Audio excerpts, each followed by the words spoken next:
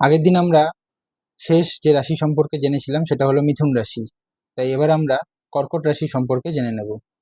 তাহলে চলুন দেরি না করে আজকের ভিডিও শুরু করি।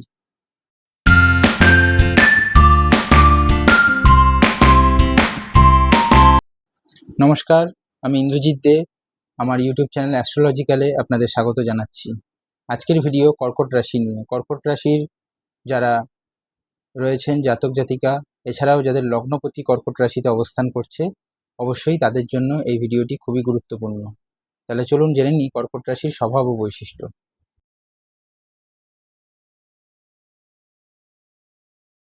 তাহলে প্রথমে কর্কট রাশি সম্পর্কিত সাধারণ তথ্যগুলো জেনে নিই। কর্কট রাশির অধিপতি হচ্ছে চন্দ্র। কর্কট রাশির তত্ত্ব হলো জলতত্ত্বের রাশি।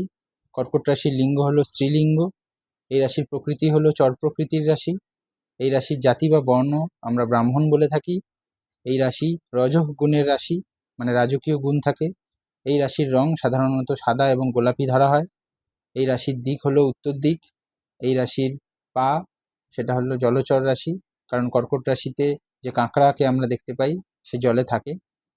অনেকে এটাকে কীট রাশিও বলে থাকেন, তবে এটাকে জলচর রাশি হিসেবে দেখলেই আমার মনে হয় বেটার হবে। এই রাশি শক্তিশালী সময় হলো রাত্রি, এবং এই রাশি হচ্ছে পৃষ্ঠদ্বয় রাশি।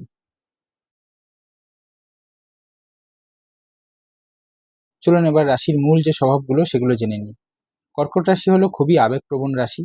এই রাশির যারা হয় তারা কল্পনাপ্রবণ হয় খুবই।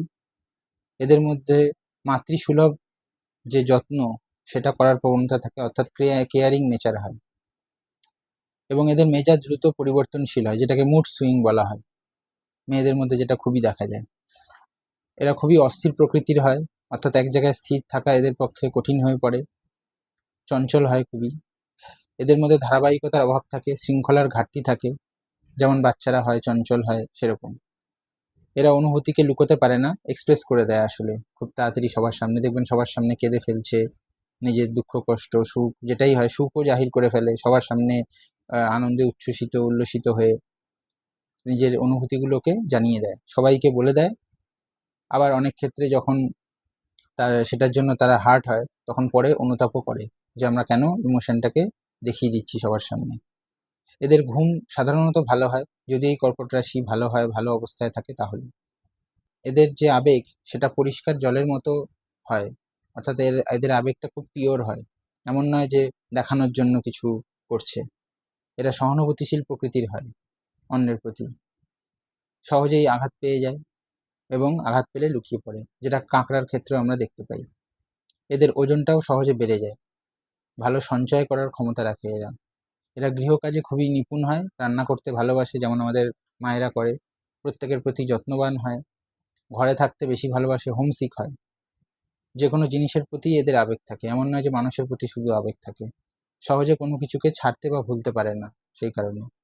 এরা ভদ্র, নম্র এবং দয়ালু মনোভাবের হয়। এরা খুব আরাম প্রিয় হয়, আরামটা ভালোবাসে, একটুখানি কমফোর্ট জোনে থাকতে পছন্দ করে। সর্দি কাশি হওয়ার প্রবণতা থাকে, ঠান্ডা লাগার প্রবণতা থাকে। একা থাকতে পছন্দ করে না, সামাজিকতা বেশি পছন্দ করে। ভ্রমণ প্রিয় হয় খুবই, অর্থাৎ ভ্রমণ করতে ভালোবাসে, ভ্রমণ পিপাসু হয়। সবসময় পরিবর্তন পছন্দ করে, মানে একই জিনিস, একঘেয়ে জিনিস তাদের ভালো লাগে না, বোরিং হয়ে যায় এদের জন্য সেটা। এরা পরিবর্তন পছন্দ করে।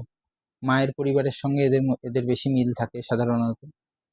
মানে মায়ের পরিবারের যে কোনো মানুষের সঙ্গে, যে কোনো আত্মীয় স্বজনের সঙ্গে এদের মধ্যে একটা ভালো বন্ডিংও তৈরি হয় এদের সঙ্গে, এবং এদের মধ্যে সেই স্বভাবগুলোও খুঁজে পাওয়া যায় মায়ের পরিবারের কারোর।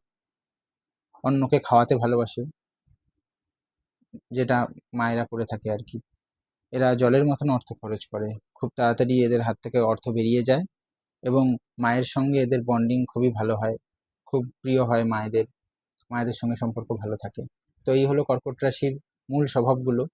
আপনারা অবশ্যই কমেন্ট করে জানাবেন যে আপনাদের কোন কোন বিষয়গুলো আপনাদের সঙ্গে মিললো, বা কতটা মিললো, বা পুরোটাই মিললো কিনা। এবং অবশ্যই ভিডিওটি ভালো লাগলে লাইক ও শেয়ার করে দেবেন নিজেদের বন্ধুদের সঙ্গে, পরিচিতদের সঙ্গে, এবং চ্যানেলটিকে অবশ্যই সাবস্ক্রাইব করে রাখবেন আগামী দিনেও একই রকম ভিডিও পাওয়ার জন্য। আবার খুব তাড়াতাড়ি দেখা হবে আপনাদের সঙ্গে অন্য আরেকটি ভিডিও নিয়ে। ততক্ষণের জন্য আপনারা সুস্থ থাকুন, ভালো থাকুন। নমস্কার।